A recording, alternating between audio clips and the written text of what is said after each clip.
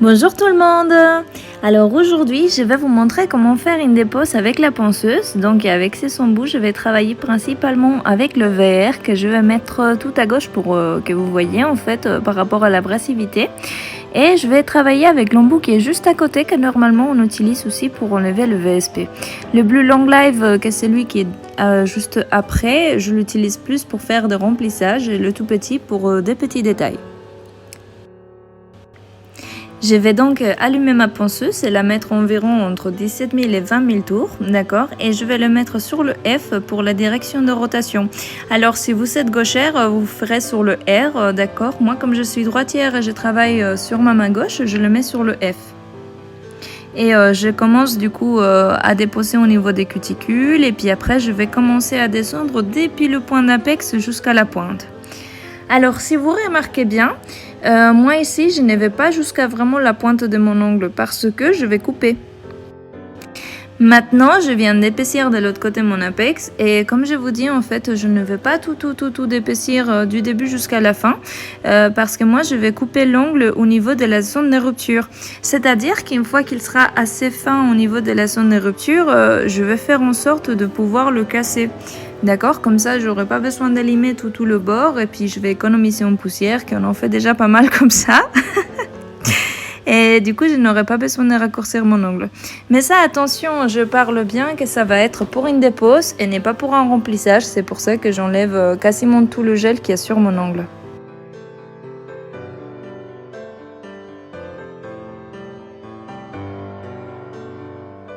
Alors, pour qu'un embout ne chauffe pas, ça suffit pas juste de prendre un embout de bonne qualité, parce que si moi je pense pas de la bonne façon, ça va chauffer quand même, d'accord?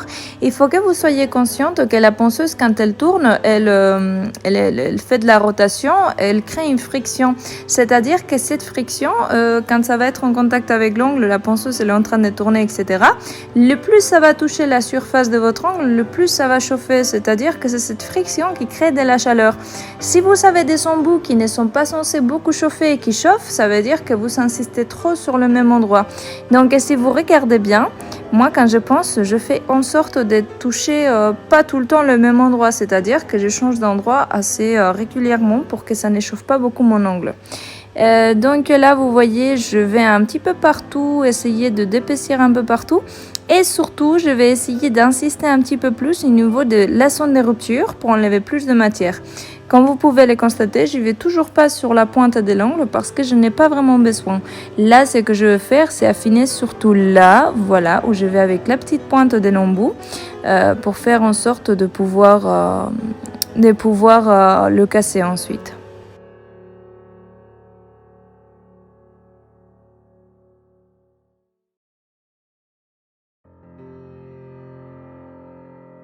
Alors là, j'ai essayé de le casser, ça n'a pas été possible parce qu'il y avait trop de matière encore au niveau des points de rupture. Et puis là, hop, il a sauté.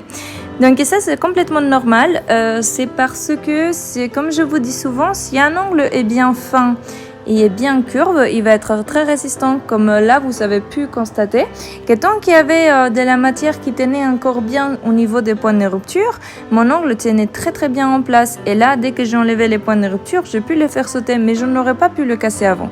Donc là, j'enlève mon embout et je le dépoussière bien avec une brosse qui a les poils assez durs, donc ce sont des brosses en acier, d'accord? Et il faut qu'il soit tout beau, tout propre comme ça avant de le mettre à désinfecter, avant de les mouiller.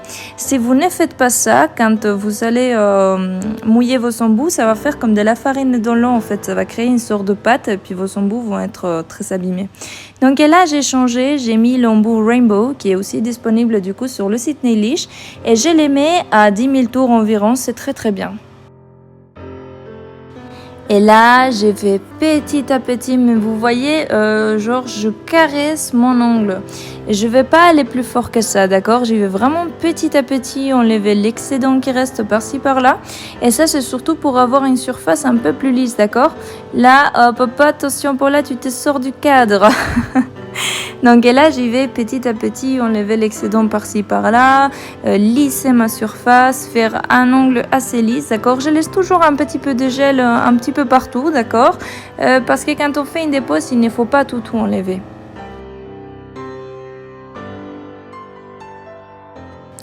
Et donc là, c'est pareil, avec une petite brosse, je vais enlever l'excédent de poussière. Et ensuite, je viens avec la brosse métallique enlever les plus gros qui pourraient rester entre les entailles de mon embout pour justement, comme je vous disais, empêcher que quand vous allez le désinfecter, les mouiller, les stériliser, etc., pour empêcher que cette poussière devienne une pâte. Parce que ça, je vous dis, c'est vraiment très très dur à nettoyer. Et donc là, le résultat final, d'accord, vous savez mon ongle ici, il y a par endroit où ça brille beaucoup, alors là, c'est mon ongle naturel, d'accord, mais sinon le reste c'est du gel. Donc jusqu'ici cette vidéo, j'espère que ça vous aura plu, je vous dis à tout bientôt.